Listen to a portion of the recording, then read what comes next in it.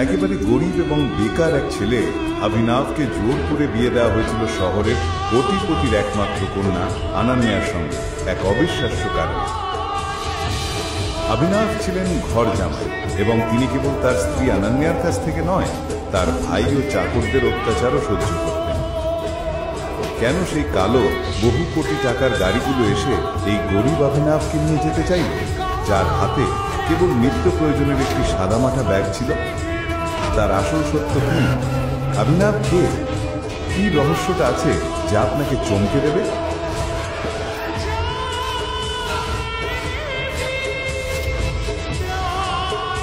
আরে ঘর জামাই, বাথরুম পরিষ্কার করে তাড়াতাড়ি বেরিয়ে এসো, বাজারে যেতে হবে। অভিনব জানতো যে এই চাকর বাড়ির অনেক পুরনো চাকর, যার সম্মান তার থেকে অনেক বেশি। হ্যাঁ ভাই। সার্ভেন্ট অভিনবকে 1000 টাকা এবং একটি লিস্ট দিয়ে বলল, দৌড়ে বাজারে যাওয়া এবং মালপত্র নিয়ে আসো। আর শোনো, অনন্যা ম্যাডামের অফিসের বন্ধু চিরাগ আজ আসছে, ওই যে রাতে ওর সাথে দেরিতে আসে। তুই তার স্বামী, তাই না? হ্যাঁ, এবার তোকেই তার খাতিরদারি করতে হবে। কি দেখছিস, যা। সার্ভেন্টের কথায় অভিনব রেগে যাচ্ছিল, তখনই তার ফোন বেজে উঠল। নম্বরটি দেখে অভিনব চমকে গেল। এটা একটি দুবাই নম্বর ছিল। অভিনব কলটি ধরল না এবং তাড়াহুড়ো করে সাইকেলে চড়ে বাজারের দিকে ছুটে গেল। সবজির বাজারে দুবাই নম্বরের কলটি আবারও এল। অভিনব নজর না দিয়ে হাঁটতেই থাকল। তখন ওই এলাকায় কুখ্যাত গাজ্জু ভাই তার পথ আটকে দিল।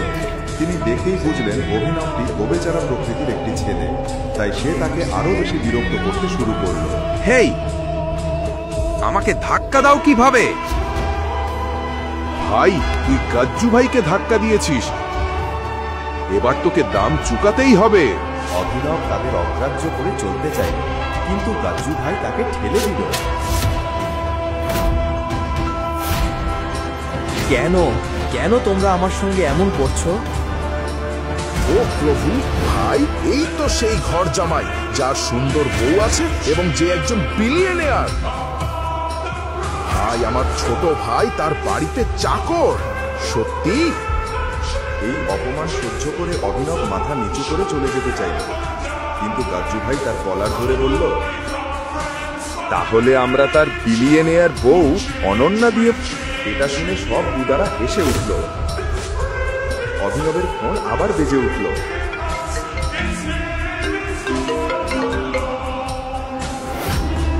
ওহ, এটা কি তোর বউয়ের ফোন? ওর মিষ্টি কণ্ঠ শুনতে দাও। তুমি আমাকে যা খুশি বলতে পারো, কিন্তু এই ফোনটা ধরিবে না। কোনো বিলম্ব না করে গাজ্জু ভাই ফোন তুলল। হ্যালো অনন্যা বেবি, বলো। কিন্তু অন্য প্রান্ত থেকে যে কথা শুনল তাতে গাজ্জু ভাই কাঁপতে লাগলো এবং প্রচুর ঘাম ছাড়তে লাগলো। সে অভিনবের পায়ে পড়ে বলল, ক্ষমা করো আমাদের ভাই, আমি ভুল করে আপনাকে চিনতে ভুল করে ফেলেছি।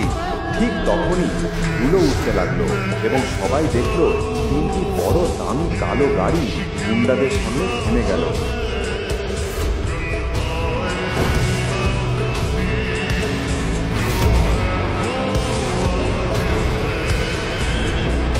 বলেছিলাম না ফোনটা ধরবে না? ওরা আমার লোকেশন খুঁজে পেয়েছে। বাইক চালাও, বাইক চালাও। এটা বলে অভিনব এক গুন্ডাকে ধরে একটি বাইকে চড়ে দ্রুত চলে গেল। উপস্থিত লোকেরা বিক্ষত হয়ে রইল। কেন ফোন ধরার সঙ্গে সঙ্গে কালো গাড়িগুলো এসে পৌঁছালো? বাজারপত্র কোথায়? আমি একটা সহজ কাজ বলেছিলাম, সেটাও তুই করতে পারলি না। সত্যি বলছি অভিনব, তুমি বাজার থেকে শাকসবজিও আনতে পারলে না। জানো কি, যাও আমার ঘরের মাকড়সার জালগুলো পরিষ্কার করো। তোমার কোমল হাতগুলো শুধু ওই রকম কাজে লাগে, তুমি বেকার। অনন্যা যত দ্রুত সম্ভব অভিনবকে ছেড়ে দিতে চেয়েছিল এবং সবার সামনে তাকে হেয় করে সে চেয়েছিল যে অভিনব নিজের দিকে তার জীবন থেকে চলে যায়। ঠিক তখনই অনন্যা ফোন এলো কাজলের কাছ থেকে। হেই অনন্যা, তোরা খান্দালাতে মাফিয়া কিং আক্রম স্যারের পার্টিতে যাচ্ছিস তো? আমাদের সব কলেজ বান্ধবীরা যাবে সেখানে। না, আমার মেজাজ ঠিক নেই। অনন্যা, এটা তো মাফিয়া কিং আক্রম স্যারের আমন্ত্রণ, না বলা যায় না। তোকে আসতেই হবে।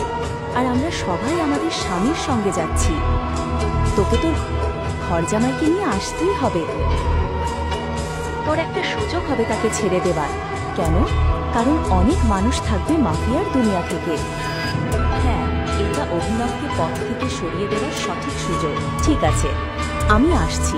আমি ওই অকাজের স্বামীটাও নিয়ে আসব। অভিনব সোজা দাঁড়িয়ে সব শুনছিলেন। তখনই তার ফোন আবার বেজে উঠল।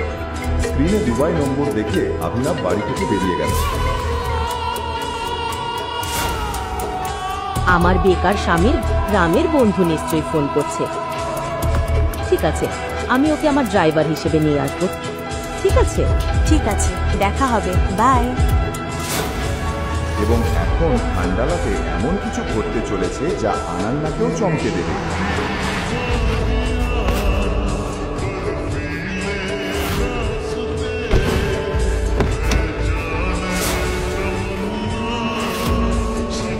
পরের দিন আনান্না অভিনবকে নিয়ে গাড়িতে করে খান্ডালা চলে এলো। হোটেলটা দেখে অভিনবের চোখ বড় হয়ে গেল। তোমার পুরো পরিবারে হয়তো তুমিই একমাত্র যে এত বড় একটা হোটেলের মধ্যে পা রাখার সুযোগ পাচ্ছ। ঠিক তখনই অনন্যার কলেজের বেয়াদব ধনী বন্ধু বান্ধবরা সেখানে এসে হাজির হলো। তাদের মধ্যে রাজ নামের একটি অহংকারী ছেলেও ছিল, যে সবসময় অনন্যাকে ইমপ্রেস করার চেষ্টা করত।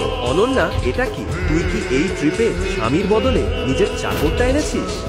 ওটা আমার স্বামী। কি? অভিনবের সাধারণ পোশাক দেখে অনন্যার বন্ধুগণ ও তাদের স্বামীরা মুখ বাঁকা ছিল, কিন্তু তাদের ধারণা ছিল না কি ঘটতে চলেছে। তখনই হোটেল ম্যানেজার এসে বলল, এক্সকিউজ মি স্যার, আকরম স্যারের পার্টি সন্ধ্যায়, তাই এখন লাঞ্চ আর ড্রিঙ্কসের বিল আপনাদের তরফ থেকে পে করতে হবে।